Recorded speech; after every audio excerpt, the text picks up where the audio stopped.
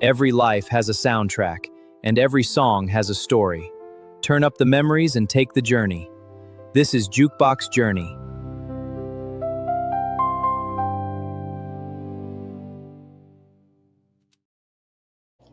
Hey y'all, if you had to tell somebody the story of your life using only five musicians, who would you choose? Not necessarily the five greatest musicians who ever lived, not even the five you listen to the most. I'm talking about the ones who can play three notes and suddenly you're not sitting where you are anymore. You're back in the kitchen, riding down a highway, dancing in a living room, going through something you weren't sure you would survive. Or maybe discovering something about yourself you didn't know was there. Music is funny like that. Sometimes you don't remember the year. You don't remember what you were wearing. You don't even remember everybody who was there. But you remember the song, and suddenly you remember everything. Hey, y'all, welcome back to Jukebox Journey. Now, let's take a ride. This ain't just a channel, this is BBTV. All right, listen here. I'm B, and welcome. This show is about music, but probably not in the way you're thinking. Listen, I'm not here to tell you who the greatest singer is of all time. I'm not ranking albums, and I'm certainly not qualified to settle whatever argument the internet is having about music this week. But this is about the music that is attached to our lives because I believe everybody has a soundtrack. There are songs that remind us of people, of musicians who take us back to places and albums that got us through really thick times. Sometimes there's a song you haven't heard in 20 years, but the second it starts playing, there you are again. That's what I want Jukebox Journey to be. Now, my stories, for now, until hopefully you bring me yours, my memories, my music, and really, hopefully, somewhere along the way, something I tell you reminds you of yours, and maybe you'll send me an email about it and let me know. Hey, hit that like and subscribe for me while we're at it. So, tonight we're starting right at the beginning. Hello, how are you? Good to see you. Um, we're going to start right at the beginning with a question that sounds really simple, but it isn't. Now, this is going to be a little bit like Ask a Bee for you. I will be putting a letter up to read. It's a short one, but I think it's appropriate. So I'm going to scoot on over here, and here we go. All right. Dear B, I've heard you talk about music enough to know that it isn't just something playing in the background for you. You attach people to music, places to music, and different parts of your life to music. Oh, thank you so much for the jewels. Very, very appreciative. Thank you, thank you. So, I want to know what happens when you have to narrow all of that down. If you could choose only five musicians to help tell the story of your life, who would they be?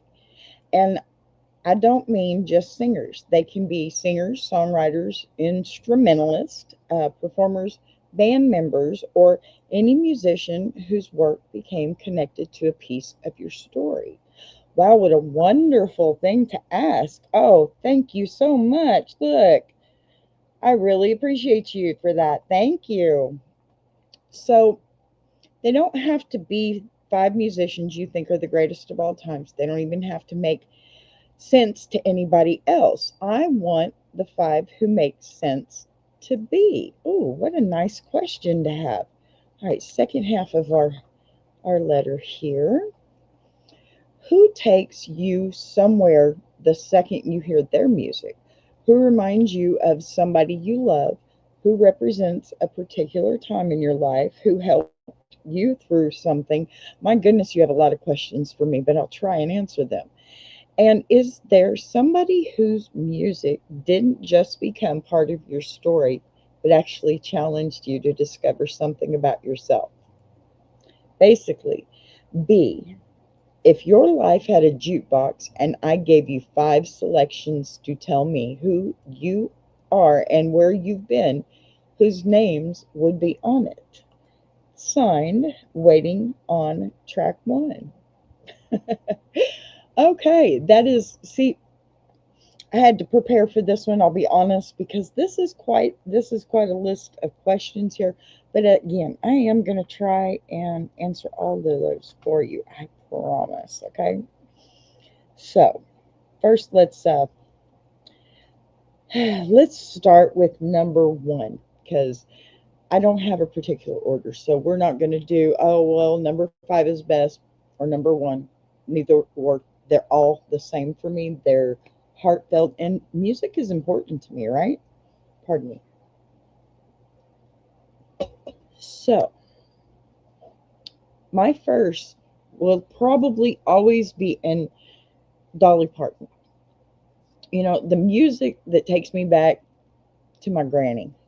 Everything about Dolly, and I am 55 next month. For those of you that want to call me grandmother, I am very happily taking that compliment. Thank you. So, everything about Dolly, it sparkles, especially her heart. I mean, you have to know a little bit about Dolly. And I don't expect you to, because not everybody is a country fan, okay? But you know, she's written some rock songs too. So, inducted, yes, in the Hall of Fame, absolutely. The Rock and Roll Hall of Fame. But listen, she never had children of her own, right? Yet she's done so much for children throughout her life. But for me, Dolly also means my granny, okay? She would play Dolly's records while we baked or sewed or whatever it was. And of course, I sang. And that's where I got my love of singing and ended up in choir. And well, I was even in band, okay? I did really good too.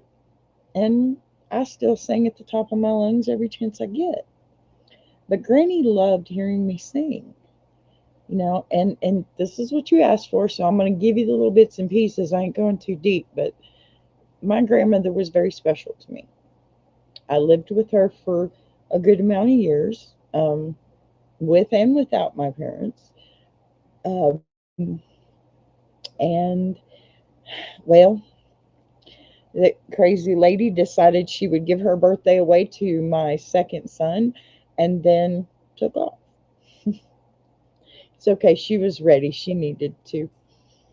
We all go when we're called, right? But Granny loved hearing me sing. It's funny. At my first concert where I performed a solo, my very first solo, and before anybody gets into this, yes, the song I sang was edited, okay? She was sitting in the audience while I was singing Hard Candy Christmas by Dolly. The second safe version, okay, the safe version, the school safe version, of course. Dolly doesn't just sound like music to me, okay? She sounds like Granny's house. She sounds like sitting next to her in her sewing machine chair while I'm on a stool watching her hands glide. You know, it sounds like Granny to me.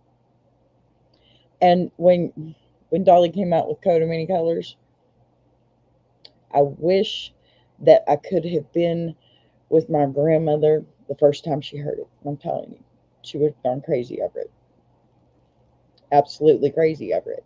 And it wasn't just the sewing or the baking. We'd be in the car, she'd be taking me to school, or we'd be going somewhere, anywhere, because I spent a lot of time with my grandmother. We would be going anywhere. And it was amazing because we would have the most fun because she would just turn it up. And you'd think, okay, grandma's going to turn it down, but that's not what my grandmother did. Not my grandmother. She was not the same. She was she was awesome. and she would turn it up the best she could stand because, of course, it was country music. She loved it. She was going to listen to it. And then she would sing it, girl. I would be sitting there upset from whatever happened. And she'd say that. I'd look over and she'd have this smile on her face, like, I got to hear you. She would call me. She'd say, I need to see your face. You know, she had those moments. But then um, there were other things, you know. She, well, she was at every one of my concerts. She was at every school event the entire time. When my dad went into the Air Force and went overseas to Vietnam, that's where we stayed, you know, stuff like that. So the next in my journey is going to be my daddy. My mama has hers. She's coming, I promise. But my daddy, Eddie Rabbitt, he's probably going to laugh at me about it too, if he ever sees this. But Eddie Rabbitt, riding down the road with my daddy, listening to Eddie Rabbitt, it's always going to make me think about him. And we'd ride down the road to the drop zone, or leaving the drop zone, whichever one, singing I Love a Rainy Night. Yeah, we'd have family parties, and Dad would dance with me. And I remember him trying to teach me to do something like the jitterbug. I'm not really sure what it really was, but I mean, it was fun, and I didn't care if I learned. We had a great time. And he's such a good dancer anyway. And, you know, back then, my dad and Eddie could have passed for brothers. Honestly, curly dark hair, mustache, beard. Some songs, voice too, okay? Because my dad's probably where I got my voice at. And I'm great with that because he's got such a good voice. There's so many things we used to do. I mean, lots of different songs that we used to sing, but the Eddie Rabbitt ones are the ones that are more prominent to me because I, if anybody is from the DFW area, you would know about, I guess I was pretty young, probably around 6, 7, 8. There was a tunnel between Euless and Irving that was from the airport. It was like a taxiway or something. And it was so long and so dark. And first time my dad took me through it, I was a little scared. The next time, I was never scared again. In fact, I was laughing by the time I got out the other side. Okay. And all the while that we're doing all this stuff, he's got Eddie Rabbitt in the background, or Don Williams. Don Williams too. But this thing was so long, he'd tell me before we got there, all right, you need to get ready. The tunnel's coming up. The idea was to hold my breath until I got to the other side, which obviously was easy as pie. But of course, my dad, when I'm 5, 6, 7, 8 years old, is sitting there going, you know, just to make me laugh and let go of my air. I remember these things. It's crazy. I remember these things. I was too young then, but I was in the store the other day, and believe it or not, Eddie Rabbitt comes on. It's like, wow, I had to call my daddy. And this week has been so much about him anyway, with his birthday 2 days ago and everything, which I got to talk to him. And funny thing, his birthday, he's in Arkansas. And yes, that's where I was born. I wasn't there long. I'm from Texas, okay? Nothing about Arkansas. For you negative Nellies, I loved it. I've been back. Okay? So, you know, some songs, they really don't remind you of somebody either. They kind of bring them right back into the room in most cases. It's not just remembering, it's like playing that whole movie as a repeat over and over and over again every time you hear that song. So I guess I should move on. We are a little further into this. I'm going to keep this, try to keep this at 30 minutes, but we'll see. Got a lot to say today. So, number 3, and remember, no order here. Casey and the Sunshine Band. This one's for my mama. This one's for my mama. You know, when my mom and dad were still together, they split up when I was 4 years old. No worries. Love them both. Um,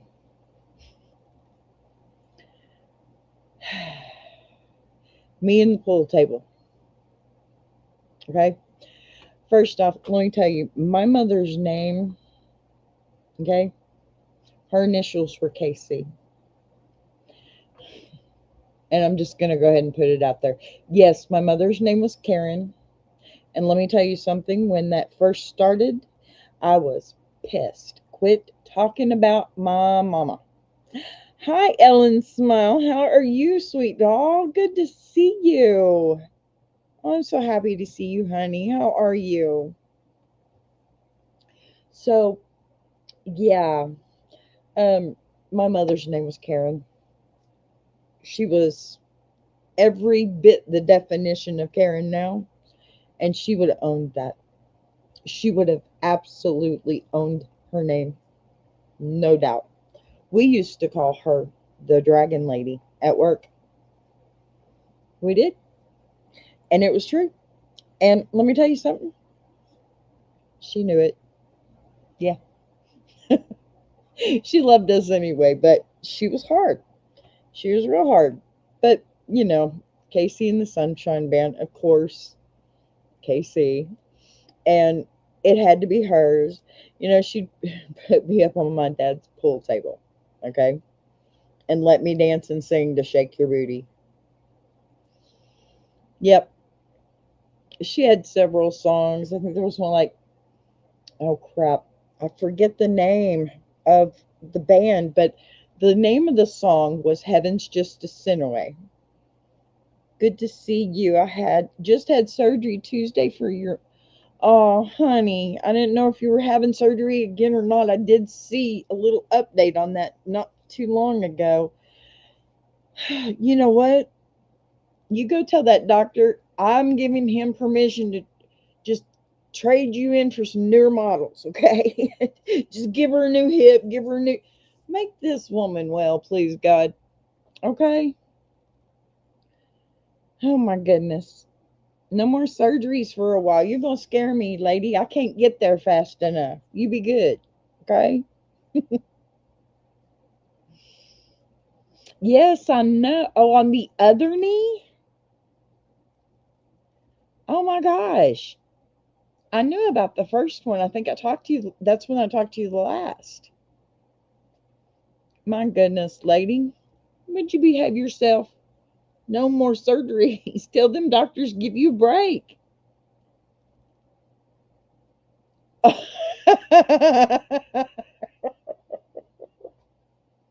Now, see, if you got to hurt yourself, at least be doing something fun, right?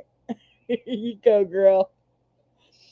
You do it, baby girl. You go ahead and have a good time with it, too. Tell them doctors give you a break so you can get back to it. That's what you need to do. Tell them call me. I'll tell them what for. I promise. All right. So, yeah, back to my mom. She had several different songs. Also, um, she had, well, I'm probably going to get her in trouble for this, but Rod Stewart, do you think I'm sexy? She said, I used to shake my butt.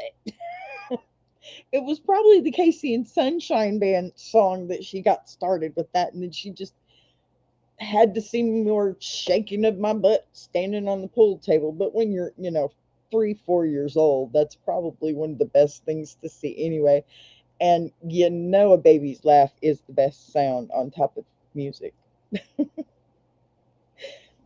But that one Casey and the Sunshine Band song, Shake Your Booty, was always our favorite for obvious reasons. Before I ever even knew what performing was, Mama was already giving me a stage.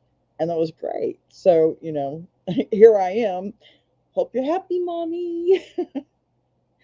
I'm doing it somehow, right? Yeah. All right, we're going to move on to number 4 because I am 20 minutes into this 30 and I'm going to bed early tonight. All right. Yes, I know it's Saturday night. I'm old like that. 55 next month. I don't care. I'm old, and that's just how it goes. Sorry, not sorry. Oh, yeah. Yep. Yep. Absolutely. Oh, man, you know what? I've got a Casey and Sunshine Band record, and it's wore out because I still have turntable. I put that sucker on because it don't sound good unless it's got the scratches or the skips. It's like, get that, get that, get that. No, no, it's get down tonight, please. All right, so number 4. Gosh, I just cracked myself up with that, didn't I? Number 4. Good. At least you're getting a laugh out of it, Ellen. I'm so happy. All right, number 4. I'm going to touch a little rock here because Nikki Sixx, okay? He used to be the, the bassist of Motley Crue. Now, yes, I've showed pictures where he's on my wall when I was a teenager and all that stuff. Yes, I've had a crush on that man since I could probably breathe. But this is different, okay?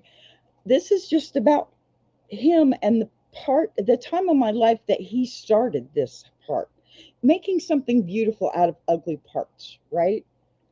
With Nikki Sixx, it's less about where he started and more about what came afterwards.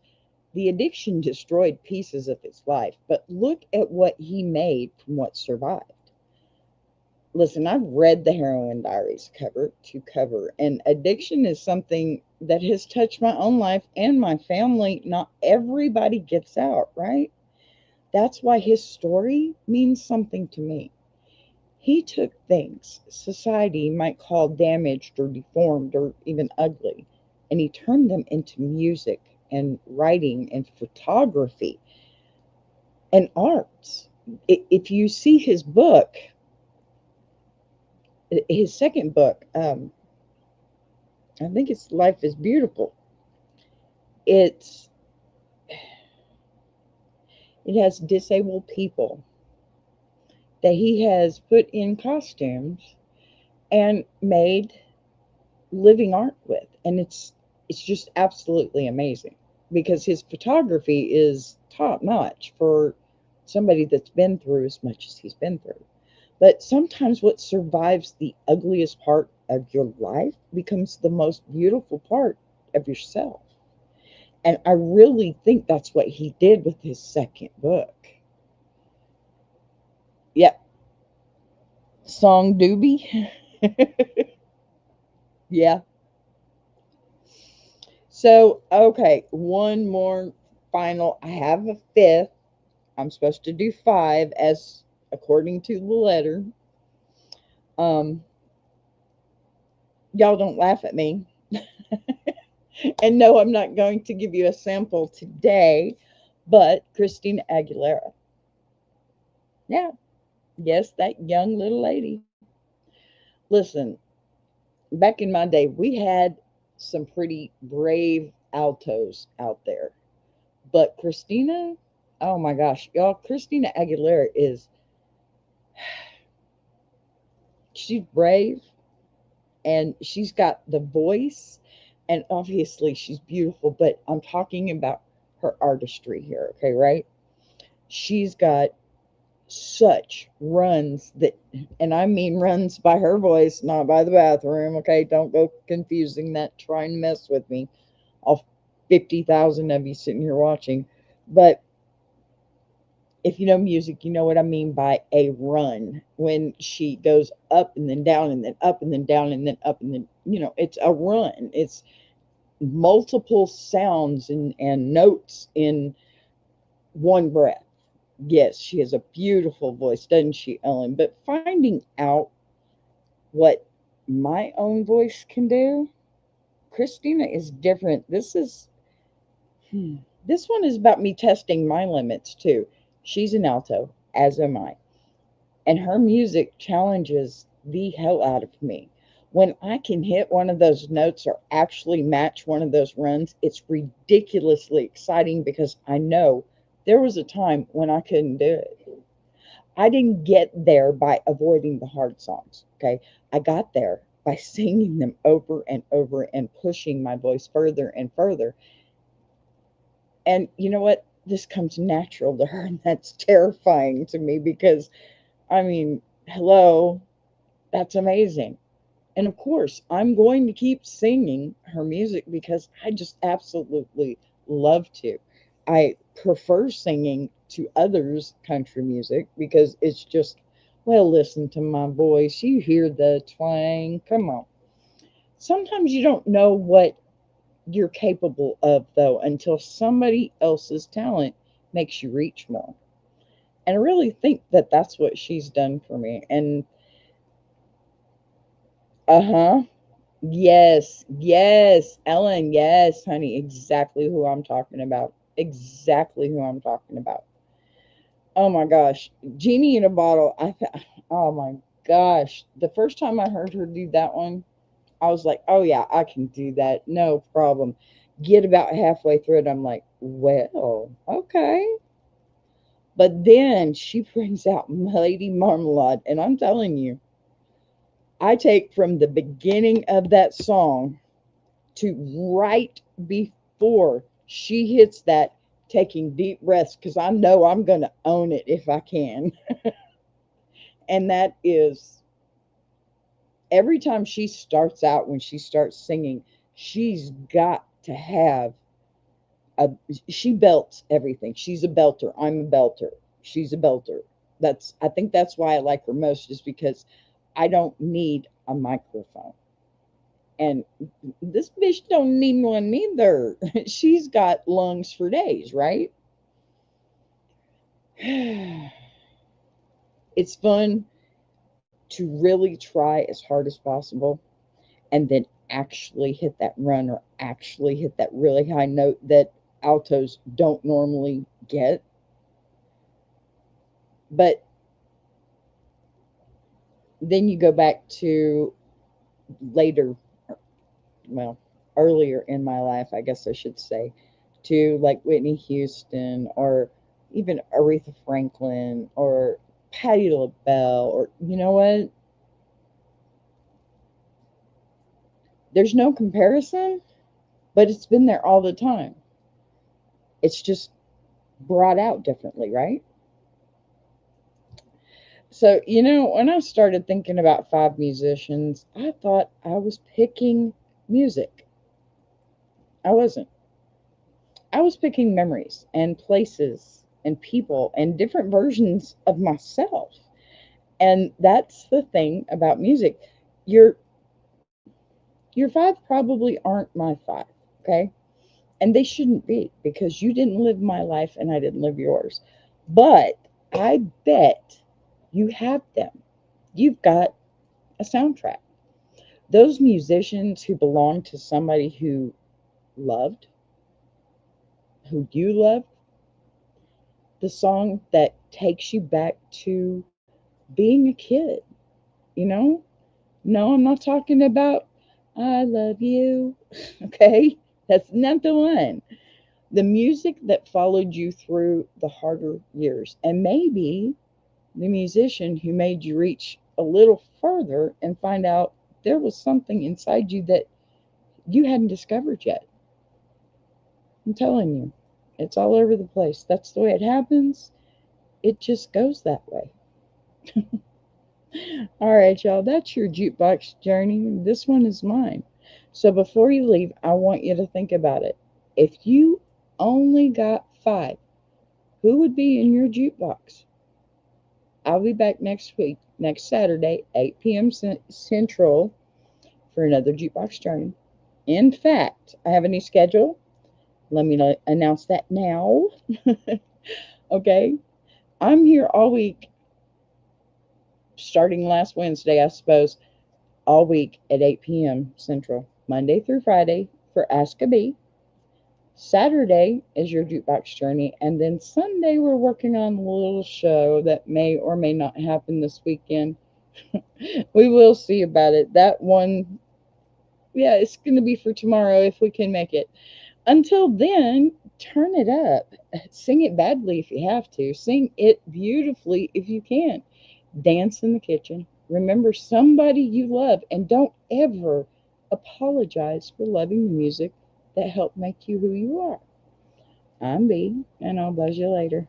I want to take a minute to shout out Tuber Chat.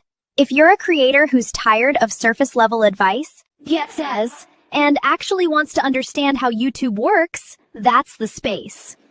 It's real conversations with real creators who are in the trenches, building channels, testing ideas. No posturing, no gatekeeping, no fake guru energy, just people sharing what's working, what isn't, and why. If you're serious about growing, learning, and not doing this alone, check out Tuber Chat. The link is in the description. Every life has a soundtrack, and every song has a story. Turn up the memories and take the journey. This is Jukebox Journey. Boss be rising, baby TV.